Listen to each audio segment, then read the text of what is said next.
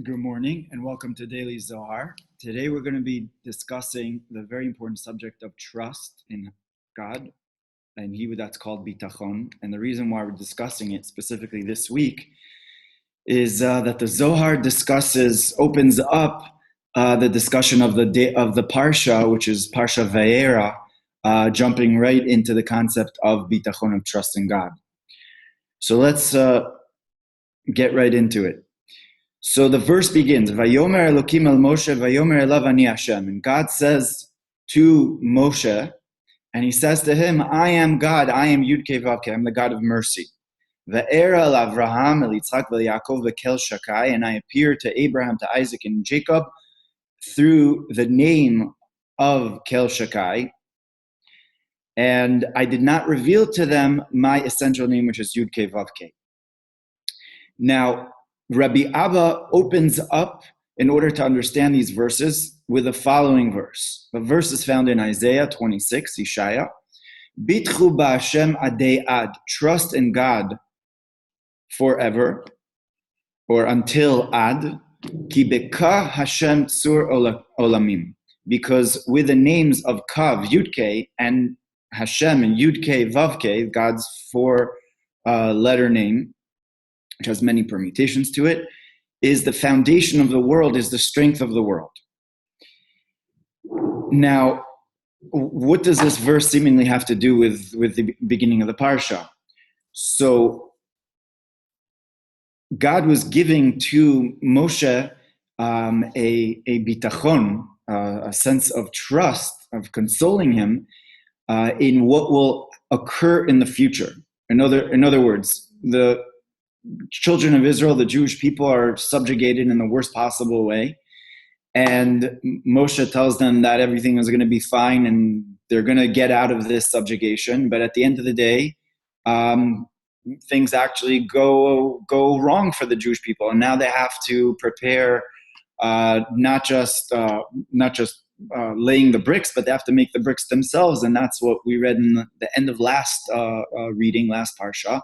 And now it became even worse. And Moshe says, why did you do this to the Jewish people? And God tells him, essentially, don't worry.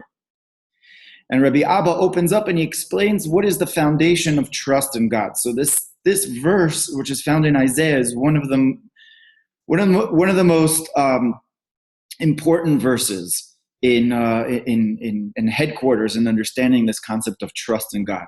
But it's a bit of a perplexing verse, and I'm gonna share my screen so we'll be able to see this verse over here. And this is the verse: Bitachon b'Hashem adei ad. Trust in Hashem until adei ad. Ki beka Hashem tzur olamim. Because, or for, with the names of Yud and Hey, right?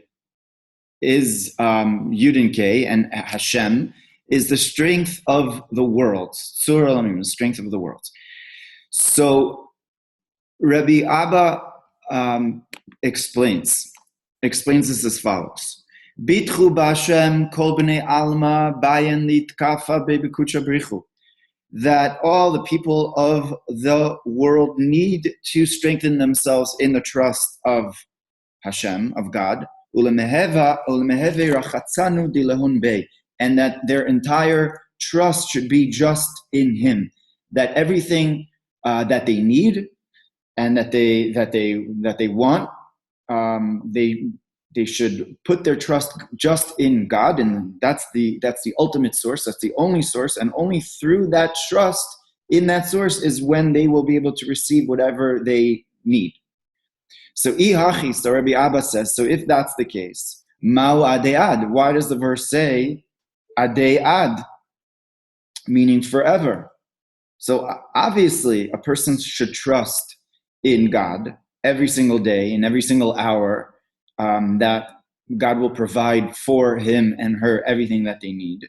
So why does it say adei ad, meaning forever? I mean, it's common sense that Bitachon, it should just say that you should trust in God. And that would tell me that every day, every minute. Why does it say adei ad? So Ella, rather, begin dehe tukva de barnash, rather that the strength of man should be, and his trust should be in God, ba'atar de'iu kiyuma v'kishura dechula, that in the place that is the connection from the higher worlds down to the lower worlds. Now, let me share my screen again, be able to see this inside. And this is the basic chart of the Sphero, of the tree of life, and we see 10 circles over there that correspond, actually 11, correspond to basically the 10 spheros, and they're really divided into 3 parts, or we could even say 4 parts, but generally 3 parts. And the first part is the level of the intellectual, and the intellectual is pretty much the top part of the tree, which corresponds to Keter, which is the super consciousness. Chokhmah is intelligence. Bina is understanding. Dat is knowledge. It's the forging of wisdom. It's the forging of intelligence and understanding. And then we reach the second part, and this is now called Zer Anpin, small face. Now, why is it called the small face? Because it receives from the higher face, and the higher face is Chokhmah and Bina, which are called mother and father in Kabbalah, because father is generally the aspect of Chokhmah, and mother is the concept of Bina. And when the two of them unite, now they have Da'at, they have this connection, this merging, and they give birth to the emotions and the emotional spheros over here. And they're called small faces. So just like children have small faces, there are many me's of parents, so too the Sphero are small aspects, smaller dimensions of Chokhmah and Bina. And this is called Zer Anpin. So we have Chesed, Gvura, Tiferet, Netzach, Hod, and Yesod. And this is what Rabbi Abba says is where a person should put their trust in. Bitachon b'Hashem adei ad. The ad over here is referring to the level of the Zer Anpin, that what is enclosed within the Zer Anpin. We have the level of Abba v'Ima, that's the level of Chokhmah and Bina, and above that we have the level of Keter. So in other words, within the worlds, the downchaining of the worlds and the Sphero, we have within it actually the entire gamut, and everything which is hidden, unseen, actually stems and flows down through this conduit of the Zer Anpin, and that's the way it comes down to the world. And this is called Ad. And according to the writings of the Arizal, he explains the Zohar that Ad has the gematria, has the numerology of a name of God, which is responsible for a person's sustenance, and that is the Aleph, Chaf, Daled, Taf, and Mem. And together, that's the numerology of Ad. And this verse is found, and it says about the daily sacrifice that it goes all the way up, that the smell of the sacrifice ascends all the way to the level of Ad. Meaning that the sustenance which is caused through the sacrifices that were done in the temple actually corresponded to the levels of channeling down the sustenance down into the world, and the verse in the Parsha of Vayechi says, "Baboker yochal ad," that in the morning he will eat up until ad. In other words, that the level of sustenance of eating goes until the level of ad. V'hai ad atar de'achid l'chol sitrin, and ad connects these two levels. The sitra da, the sitra da. It connects both levels. And what are the two levels that it connects? It connects the level of Chokhmah and Bina, and what is above it, which is called Arich Anpin, right? Which is one level of Keter, and what is below it, which is Malchut. So it's kind of like in between. In between, it's sandwiched in between the higher worlds and what it draws down and it channels down into the lower worlds, which is Malchut.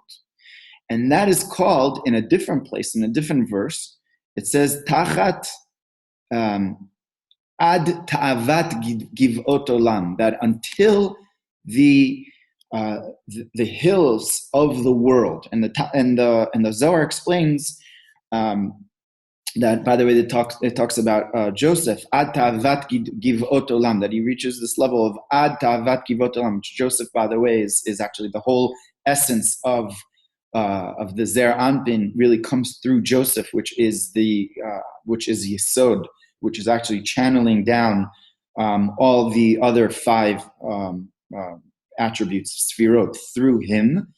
And it says ad, that reaches, and that's called ad givot olam, the peaks of the world. And that refers to 2 peaks. What are the 2 peaks which we're talking about? And the Zohar calls it the 2 mothers. Inun train imahan. They're called the 2 mothers. And what are the 2 mothers over here?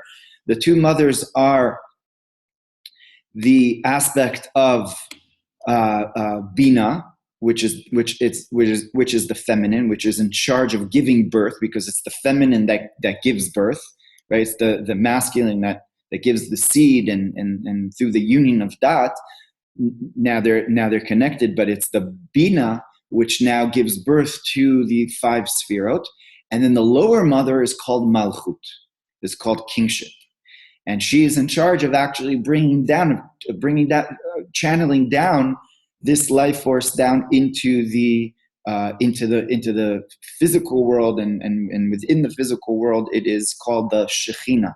It is called the divine providence, which is within all things.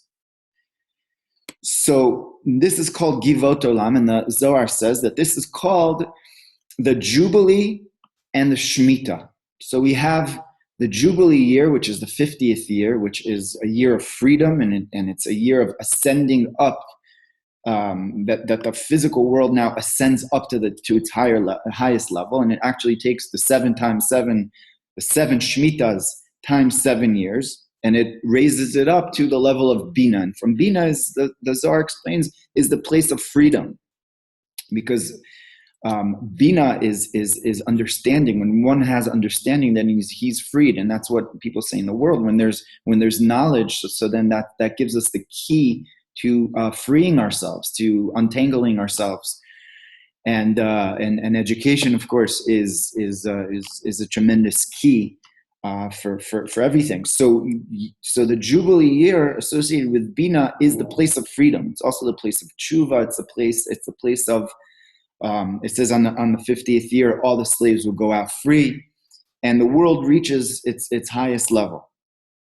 And then the Shmita year is every 7 years. There is the sabbatical year, and that sabbatical year is more associated within the realm of the cycle of 6, and it blesses the next 6 years that the growth should be done in a holy way, in a way that's channeled up to up high. So these 2 levels are called Givot Olam, the peaks of the world. So what could we take out from this daily portion? And by the way, it continues a little further. And what could we take out from this? The concept of bitachon, of trust in God, is bitchu b'Hashem adei ad. That when one puts their strength in the source. So, like the Zohar says later on, and I'll just read to you a quick quote from there, that when when man strengthens himself in that pillar, and a person does that, it says lo yachin lavasha le kol bnei alma. So then nobody could affect him, nobody could push him, and nobody could could sway him.